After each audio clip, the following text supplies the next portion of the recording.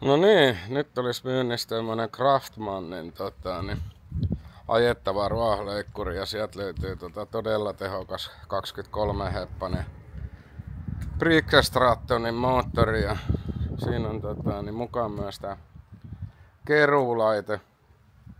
Laitettiin se siihen nyt paikalle, että semmonen löytyy mukaan kans. Leikkuri on just huollettu, eli sinne on vaihdettu öljyt. Uudet tulpat, ilmanputsari putsattu, polttoainesuodatin, terät terotettu ja rasvailtu, putsailtu, kaikki laitettu sillä lailla, että ei tarvi lähteä kuin leikkelemään. Että on viimeisen päällä kunnossa. Siellä on oikeinkin siisti leikkuupöytä myöskin sisäpuolelta ja päältä puolelta, molemmista. Siellä on ihan tuliterät takarenkaat. Ei ole ajettu metriäkään, tai no on metriä ajettu, mutta ei paljon enempää.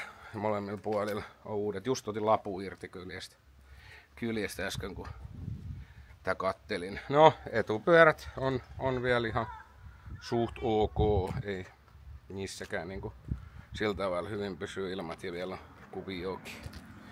Ja tosiaan koneena sieltä löytyy se 23-heppanen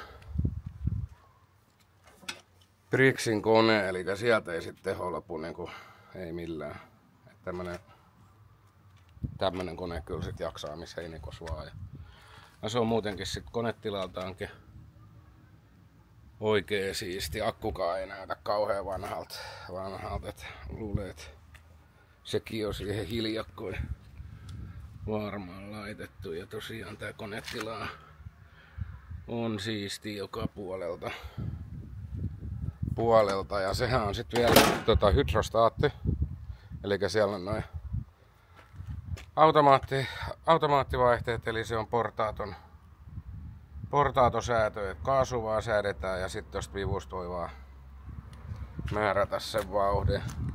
Siellä on 5-portainen leikkuri, säätö ja tuolla on rypyt, kaasut ynnä muut.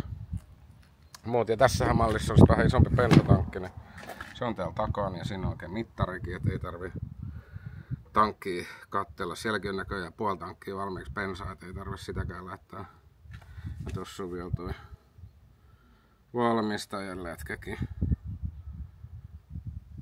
Näkee siitä vähän noita tietoja. No, enpä mä siitä kauhean paljon muuta osaa sanoa, että se on kyllä tehokas leikkuri ja suoraa ajoa. Ja tän tosiaan voi huudella tuolta huutokaupat.comista, eli huutokaupat.com kautta ilmoittaja kautta AA-realisointi. Sieltä se löytyy myynnistä ja tänne Konekorpelan pienkonekorjaamolla voi tulla sitä katsomaan ja testaamaan, jos haluaa.